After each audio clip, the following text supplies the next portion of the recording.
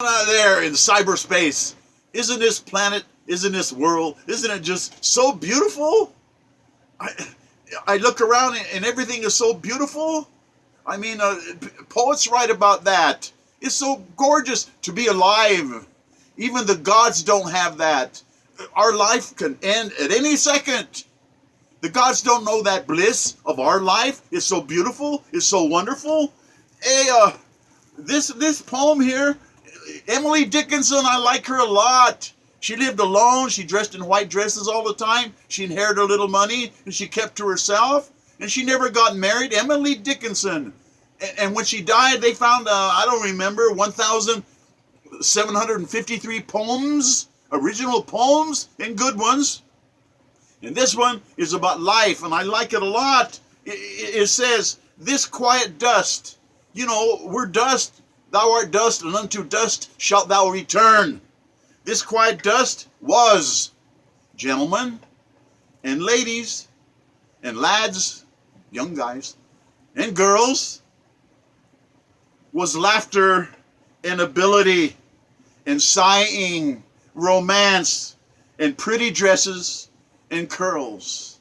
Life was so wonderful, and now they're dust. And I think about that, and I thought I'd honor her and tell her, hey, that's a good poem, so I'm going to immortalize it again because you already have. I like Emily Dickinson. Read some of her stuff. You'll like it. She's a good poetess.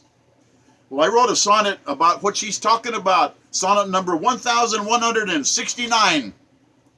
Life, the most precious gift of all. It's said, since the beginning of time, that there's 90 billion human beings on this planet since time began. 90 billion. That's a lot of people that are already gone. They've gone to heaven or other places. So many human beings, all of them different, all of them uniquely human beings. They all have different, it's amazing, different God-given talents. Fabulous individual ability.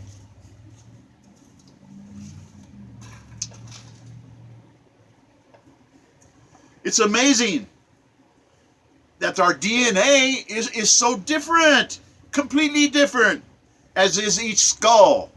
And I like skulls. I got them all over my place. Why? Because I think they're miracles. A skull.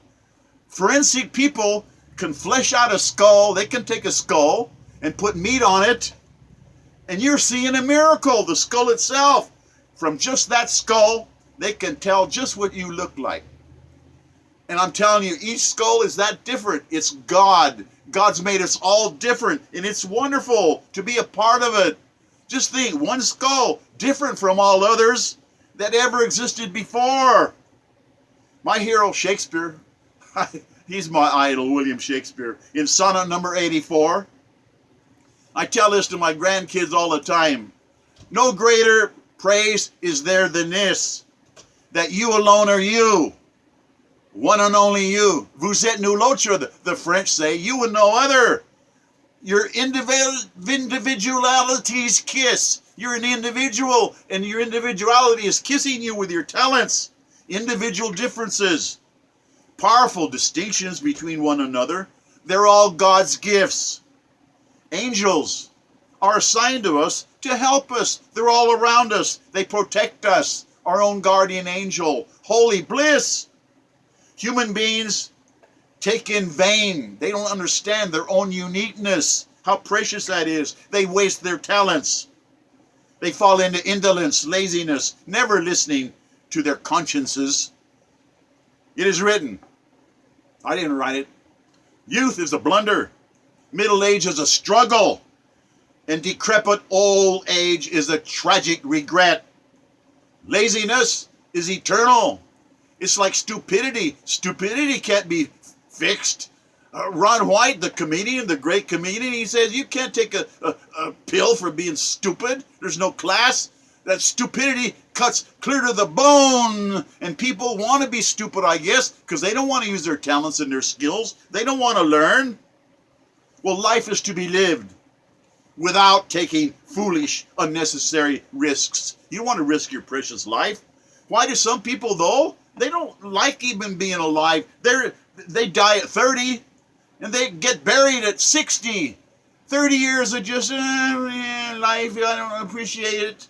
I don't understand people. Maybe they're not thinking because they never really lived. They're just killing time. A life totally wasted. You got to achieve something with your talents. They're forever waiting for that knock on the door. Oh, they're waiting for the knock. Wait. Fame is never tasted by people that just wait. Talent doesn't want patience. And opportunities get blown because you're not using your talents. People mock education. Only the ignorant hate education. Resumes you see are just full of mistakes, no references, bad resumes, families destroyed, disappointments, drug abuse, divorces.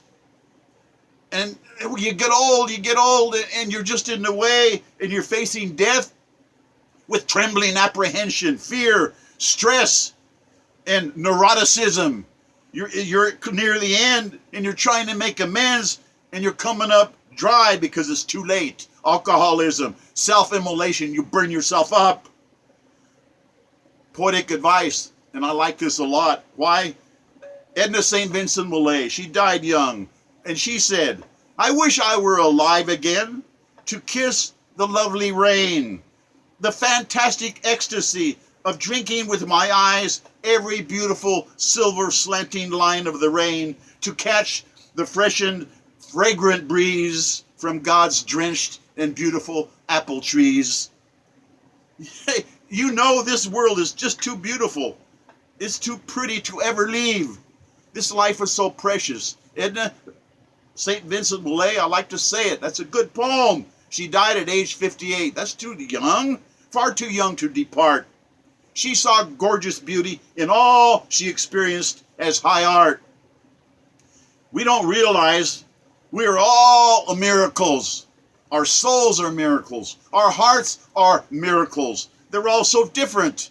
And I remember Kevin Spacey in that movie American Beauty, at the end there, when he's dead, and he's saying, you know, I thank God for all of my life, all of it, because it was so beautiful. There's so much beauty. I don't think I can stand it. It's so beautiful, and I'm leaving it, and it just is calming now, calming on, because I believe in the promise. You've got to believe in God's promise that the best is yet to come. And that's why I'm telling you, life is the most precious gift of all. Even the gods don't have that. Brad Pitt as Achilles, even the gods envy us because they don't know the exhilaration of each precious second and moment that we have in our life. It's our life. It's our moment. It's your moment. The same moment that Jesus had, Abraham Lincoln had, Washington had, John Lennon had, Winston Churchill had.